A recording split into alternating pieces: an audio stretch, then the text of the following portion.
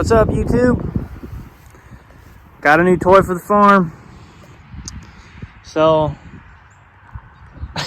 my subscribers have got to be getting tired of me making videos about stuff and then getting rid of it, because I already got rid of the RTV, the Kubota RTV. Really liked it, but it was just a little too much like a golf cart for me, and it rode like a brick.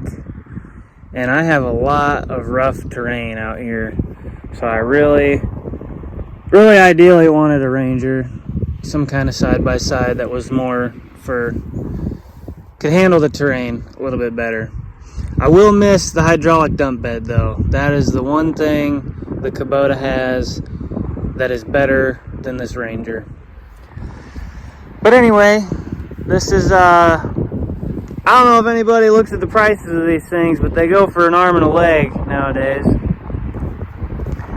But I feel like I got a pretty good deal on this one because I actually ended up buying it from my old man, and he bought himself a 2023 North Star Ultimate, I believe. It's real fancy. But anyway, this is a 2019 Orange Madness Edition. It's a 900 XP HO with the electric power steering. Pretty fancy little unit. But he bought it when he ordered it with the windshield, the roof, and then a poly rear window. And the poly rear window kind of sucks.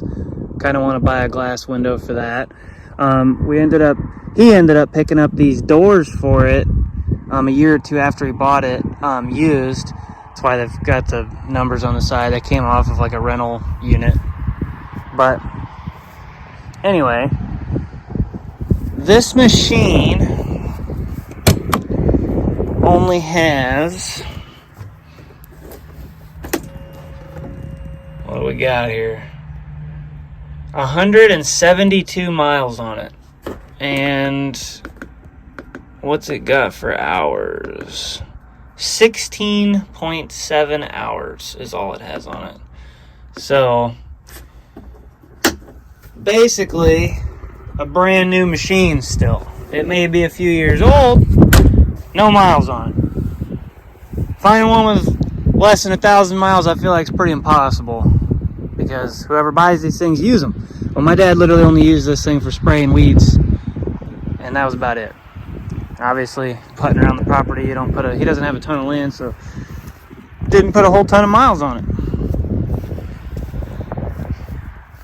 But I ended up giving him $16,500 for this, which I think is an insanely good price, considering what, especially what a new one costs. Crazy what they go for now.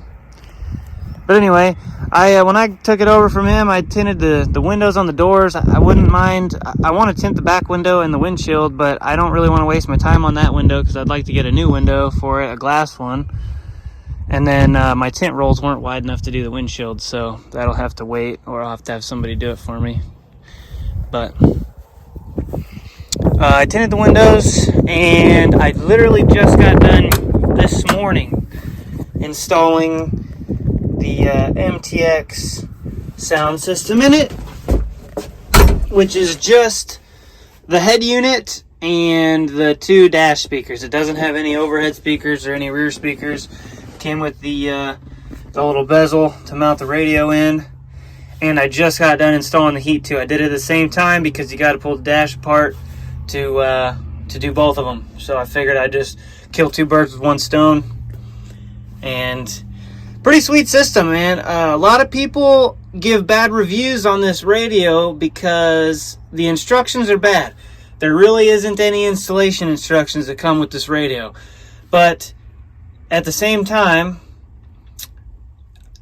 if you've ever installed an aftermarket radio in any kind of a car, it's just simple as that.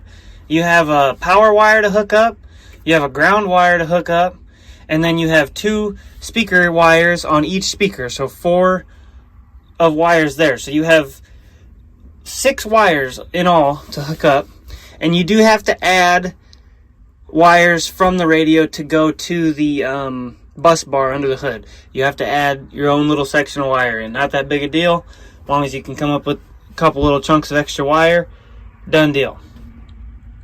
But I just think it's funny that it gets bad reviews because it's actually a super nice little head unit. Turn it on here, let it fire up.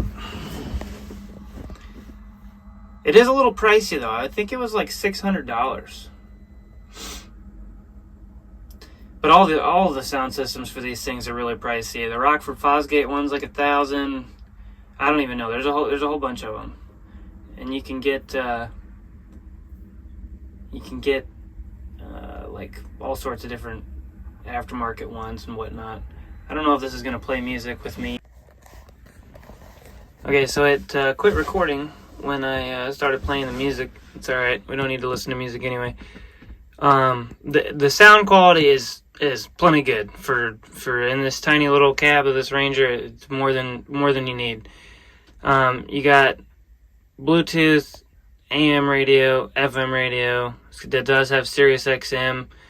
You need the antenna for that, which I didn't get, but you can buy those on Amazon. They're not too expensive. WB radio, whatever that is. It's got a USB port in the back. I will probably hook a cord to that and run it through the dash eventually. I didn't on this. I just wanted to get it in. Auxiliary, there must be an auxiliary port on the back of it too. I didn't really look at all the stuff. I really just wanted the Bluetooth functionality. But no, a super simple little system there. Super nice. Really happy with it. Installing it was super easy. So all the complaints about the installation, lack thereof instruction. If you've ever installed an aftermarket radio, it literally could not be simpler. I mean, even if you never have, you open up the wiring diagram, it tells you that yellow is 12 volt power, black is ground, and then your two speaker wires. It even lays out your positive and negative polarities for your wires so you know which ones to hook up where. It's super easy. But the other thing I did was this heater. This is the Rough Country heater, basically the exact same kit as the Inferno. They're almost no different in the two kits. I just happened to buy the Rough Country one because I ordered all this stuff from Amazon, and the Inferno ones aren't on Amazon. So, but you got your low, and it has two defroster vents up here, and then I don't know if I'll be able to get the phone down here and show it or not, but it has two more vents down here, and that's all you get. But it's plenty. It's pumping out hot air right now, even though it's like 60 degrees out. Don't really need the heat, but that's your low setting there. This is off, and this is high. Pumping out tons of hot air. It heats up this cab pretty quick. It as long as the coolant is warm, it heats this thing up super fast. And I imagine if I got a headliner and stuff in here, it'd probably help even more. But anyway, go ahead and shut that off so we don't kill the battery. But no, that's about it. It's a pretty sweet little machine. I really don't plan on getting rid of this one. I may have said that about the Kubota. I don't really remember, but this one is for real. Because this was kind of end goal anyway, was to get one of these. Maybe someday I'll get a fancier one like my dad's. He just got one of the North Star Ultimates with the ride command and all that fancy stuff, but that's a little too bougie for me. So this one will do. But anyway, if anybody has any questions, feel free to ask. The Rough Country heater kit, pretty easy to install too. There was only one hard part, and it was hooking up the little couplers they send in the kit, hooking those up to the existing coolant lines in the back, the oil cooler line. That was a tough one because the hoses are two different sizes, and the existing hose is really small. Other than that, that kit was super easy to install. Radio was super easy to install. And overall, super happy with all of it. So, but anyway, let me know what you guys think. And I don't really know if I'll make any other videos of this unless I'm doing more modifications. I do plan on putting a winch on it and ordering a plow for it. So I suppose maybe I could do a video when I do that stuff. But that's really all I plan on doing to this thing. But anyway, I will catch you guys later.